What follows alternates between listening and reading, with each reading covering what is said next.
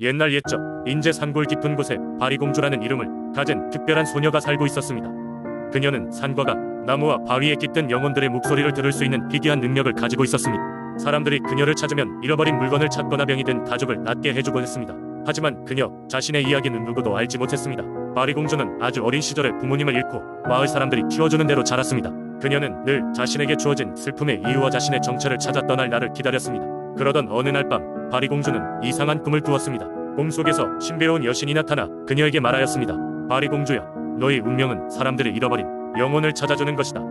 너의 부모님조차도 꿈에서 깨어나자마자 바리공주는 여신이 전한 말을 가슴 깊이 새기고 마을을 떠나 신령 한 땅으로의 여정을 시작하였습니다. 그녀는 알아야 했습니다. 정체를 알 수 없는 그 여신이 누구인지, 무엇 때문에 떠나왔는지, 그리고 잃어버린 영혼을 찾는 방법이 무엇인지. 길고 험난한 여정 중 바리공주는 수많은 신령과 주민들을 만나 도움을 받기도 하고 그들의 도움을 주기도 하였습니다. 특히 산신령 할아버지가 준 황금, 나침반은 그녀가 인제 전역을 돌아다니면서 길을 잃지 않게 도와주었습니다. 어느덧 그녀는 인제의 가장 깊고 어두운 숲에 도착하였습니다. 이곳은 수백 년 동안 인간의 발길이 닿지 않은 저주받은 지역으로 알려져 있었습니다. 하지만 그녀는 두려움 없이 숲을 가로질렀습니다. 그리고 마침내 그녀가 도착한 곳은 어둠과 빛이 교차하는 신성한 연못이었습니다. 그곳에서 바리공주는 영혼의 여신을 맞닥뜨렸습니다. 여신은 연못 위에 살며시 서 있었고 모든 것이 우러러보는 존재였습니다. 그 여신은 바로 바리공주의 과거를 알고 있는 존재, 그녀의 운명을 인도한 그 꿈속의 여신이었습니다. 여신은 고요한 목소리로 말했습니다. 바리공주야, 내가 찾던 것은 이미 너의 가슴 속에 있었다. 너의 희생과 자비로운 마음이 모든 영혼을 치유할 수 있다. 그리고 내가 잃어버린 것들 역시도. 그 말을 듣고 바리공주는 연못에 자신의 모습이 비친 것을 보았습니다. 그때 그녀는 깨달았습니다. 그녀 자신이 곧 그 여신이었음을 잃어버린 것은 아무것도 없었고 그저 사랑과 신뢰와 용서가 필요했을 뿐이었습니다. 바리공주는 자신의 운명을 받아들이고 돌아갔습니다. 이제 그녀는 인제를 넘어 여러 마을을 돌아다니며 많은 사람들의 길을 밝혀주는 영혼의 여신으로 살아갔습니다. 그녀는 언제나 사람들에게 자신을 돌아보라고 조언하였습니다. 진정한 해답은 스스로의 마음속에서 찾을 수 있는 법이기에. 두 번째 이야기. 옛날 옛적 예산의 깊은 산골짜기에는 산신령님이 살고 계셨다.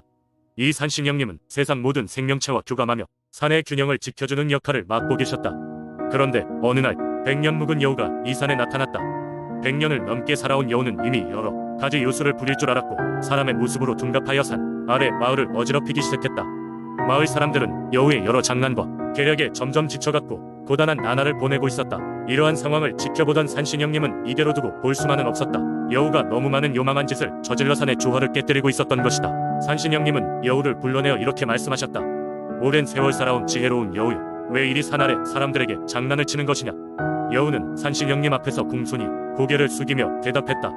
저도 본래는 사람들을 괴롭히고자 한 것은 아니었습니다.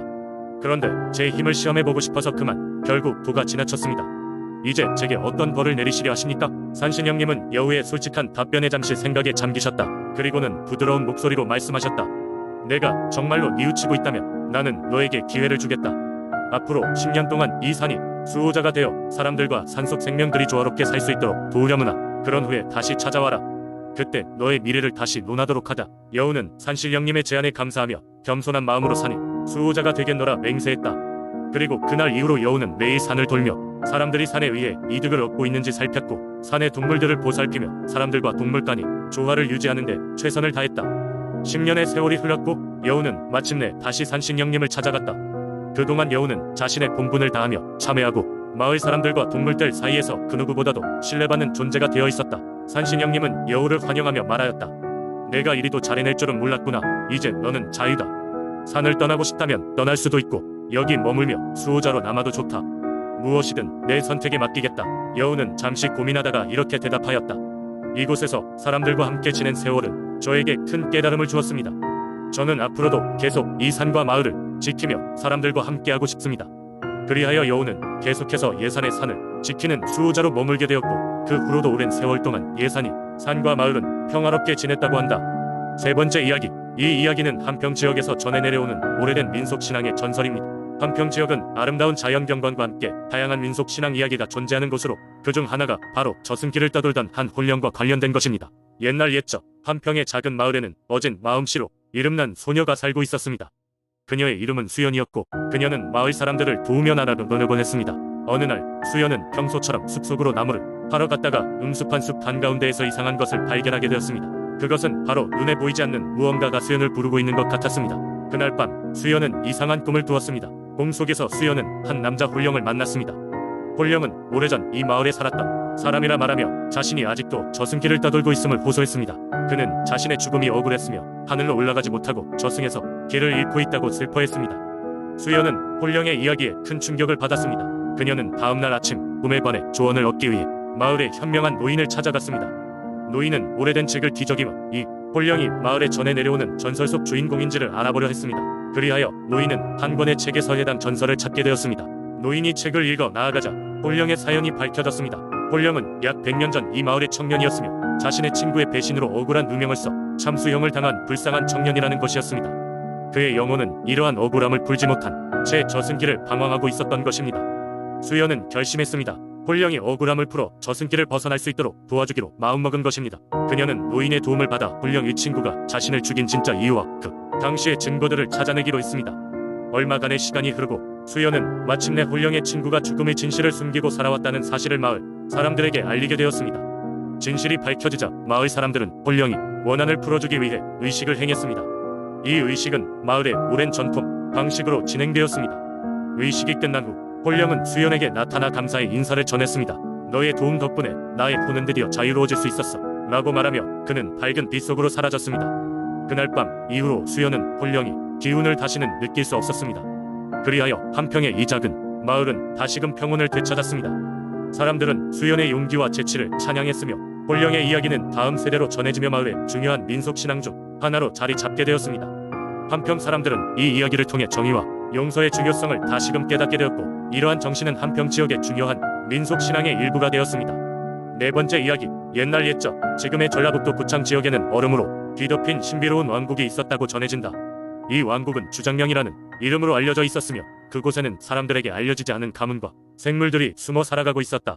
주장령의 세상을 지키는 강력한 수호신이 있었는데 그 수호신의 이름은 주작이었다. 전설에 따르면 주작은 붉은색 화염으로 덮인 위대한 불새의 형상을 가졌다고 한다. 그의 날개짓은 단번에 수십 마일에 퍼질 수 있었고 불타는 깃털은 주장령에 거주하는 모든 이들에게 따뜻한 온기를 가져다 주었다.